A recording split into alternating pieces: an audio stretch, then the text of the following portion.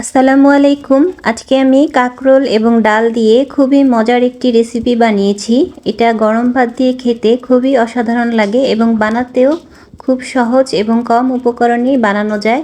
আসুন দেখে নেই কিভাবে আমি কাঁকরোলের এই মজার রেসিপিটা বানিয়েছি। এর জন্য আমার প্রথমে লাগবে কিছু ফ্রেশ কাঁকরোল। এই তো দেখতে পাচ্ছেন আমি এখানে কিছু ফ্রেশ কাঁকরোল নিয়ে নিয়েছি। আপনারা এই রেসিপিটি বানানোর জন্য অবশ্যই ফ্রেশ কাঁকরোলটা বেছে নেবেন। এখন আমি কাঁকরোলগুলোকে এভাবে পিস পিস করে কেটে নিয়েছি, দেখতেই পাচ্ছেন আমি বেশি পাতলা করিনি, এইরকম সাইজে কেটেছি, আপনারা এভাবে কেটে নেবেন। এখন আমি হাফ কাপ পরিমাণে মসুর ডাল ধুয়ে নেব। এই তো ভালোভাবে আমি হাত দিয়ে মসুর ডালগুলোকে ধুয়ে নিচ্ছি। এরকম করে আপনারাও ধুয়ে নেবেন মসুর ডালটাকে। মসুর ডালটাকে ধুয়ে এরপরে কিছুক্ষণ আমি পানিতে ভিজিয়ে রাখবো।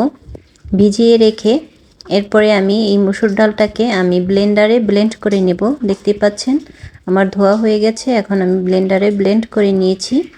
এই তো ব্লেন্ডারে এভাবে ব্লেন্ড করে নেবেন। এখন এর মধ্যে আমি কিছু মশলা দেব। এই জন্য এখানে আমি 1 চামচ পরিমাণ হলুদের গুঁড়া, 1 চামচ মরিচের গুঁড়া আর হাফ চামচ ধনিয়ার গুঁড়া আর পরিমাণ মতো লবণ দিয়ে দিয়েছি। এখন আমি সবগুলো উপকরণ ভালোভাবে মিক্স করে নিচ্ছি। এই তো এভাবে আপনারাও মিক্স করে নেবেন সবগুলো উপকরণ। এই তো খুবই কমই উপকরণ লাগে, দেখতেই পাচ্ছেন বেশি কোনো উপকরণ এখানে দেইনি। এই তো এখন আমি কাঁকরোলগুলোকে এভাবে দিয়ে দিচ্ছি। আর অবশ্যই কাঁকরোলের ভিতরে যে বীজটা থাকে সেটা ফেলে দিবেন, তাহলে খেতে ভালো লাগবে। এখন আমি কড়াইতে পরিমাণ মতো তেল দিয়ে দিলাম। যখন তেলটা গরম হয়ে আসবে তখন আমি তেলের মধ্যে কাঁকরোলগুলোকে উলটপালট করে নিয়েছি ডালের মিশ্রণটার সাথে। এখন নিয়ে তারপরে এক এক করে আমি তেলের মধ্যে ছেড়ে দিচ্ছি, দেখতেই পাচ্ছেন। এভাবে আপনারা ডালের মিশ্রণটার মধ্যে উলটপালট করে নিয়ে তারপরে তেলের মধ্যে ছেড়ে দিবেন।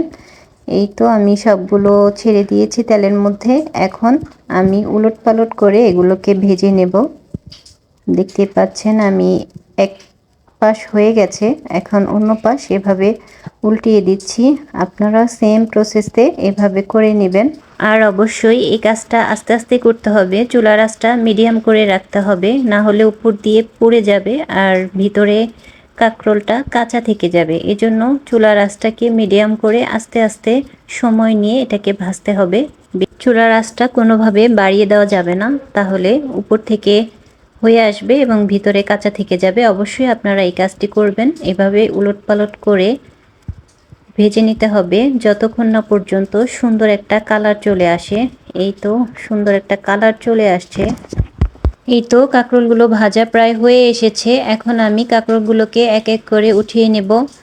আর অবশ্যই কমেন্টে জানাবেন এই কাঁকরোল ভাজাটা গরম ভাত দিয়ে খেতে কেমন লাগে।